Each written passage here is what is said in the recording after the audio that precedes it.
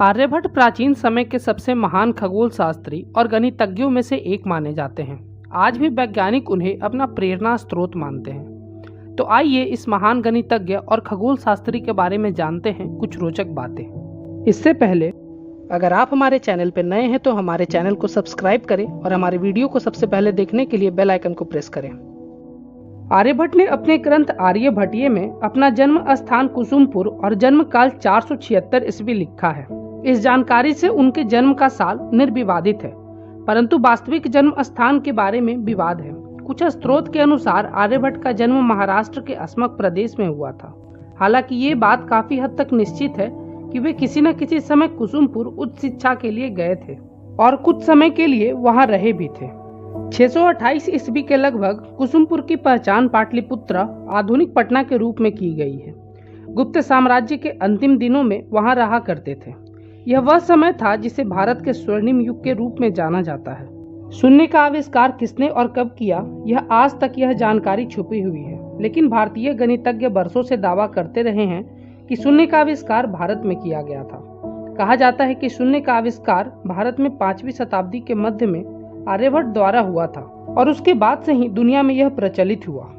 आर्यभट्ट ने अपने ग्रंथ आर्यभट्टीय को कविता के रूप में लिखा है। यह प्राचीन भारत की बहुत चर्चित पुस्तकों में से एक है। इस पुस्तक में दी गई ज्यादातर जानकारी खगोल शास्त्र और गोलीय त्रिकोण नीति से संबंध रखती है। आर्यभट्टीय अंक गणित, बीज गणित और त्रिकोण नीति से संबंध रखती है और इसमें 33 नियम भी दिए गए हैं। आज हम सभी इस बात को जानते हैं कि पृथ्वी गोल है और अपनी धुरी पर घूमती है और इसी कारण रात और दिन होते हैं। मध्यकाल में निकोलस कॉपरनिकस ने इसकी खोज की थी, पर इस वास्तविकता से बहुत कम लोग ही परिचित होंगे कि कॉपरनिकस से लगभग 1000 साल पहले ही आर्यभट्ट ने यह खोज कर ली कि पृथ्वी गोल है और उसकी परिधि अनुमानतः 24,835 मील है।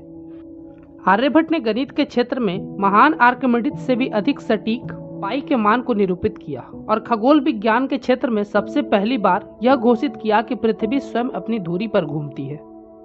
आर्यभट्ट ने पृथ्वी की परिधि सर्कमफेरेंस की लंबाई 39,968.5 किलोमीटर बताई थी, जो असल लंबाई 40,075.1 किलोमीटर से सिर्फ 0.2% कम है।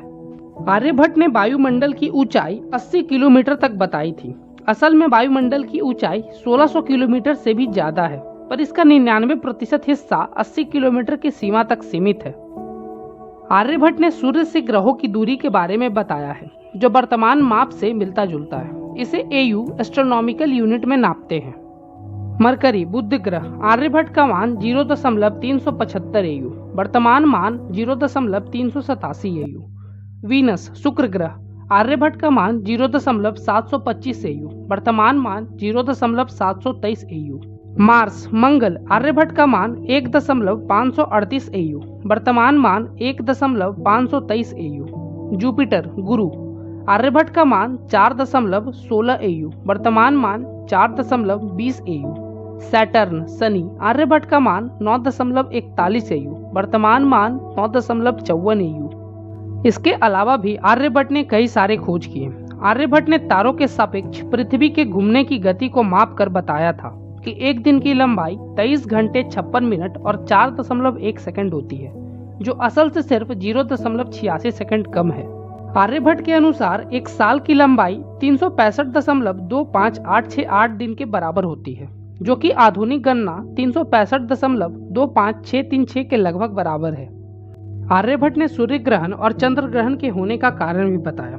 आर्यभट्ट के अनुसार से सूर्य और चंद्र का ग्रहण राहु और केतु नाम के राक्षसों के ग्रसेन की वजह से नहीं होता, अपितु जब चंद्रमा सूर्य और पृथ्वी के बीच में या पृथ्वी की छाया में आ जाता है तब चंद्र ग्रहण होता है। इसी सिद्धांत को आर्यभट्ट ने स्पष्ट रूप में वर्णन किया है। आर्यभट्ट ने अपने जीवन में कई सारे खोज किए। आर्यभट्ट के अनेक शिष्य थे। इसमें निशंक, पांडुरंग स्वामी और लाडदेव के नाम विशेष रूप से उल्लेखनीय हैं। इसमें लाडदेव आगे चलकर बहुत मशहूर हुआ। इसके बाद आर्यभट्ट की मृत्यु लगभग 550 ईस्वी में हो गई।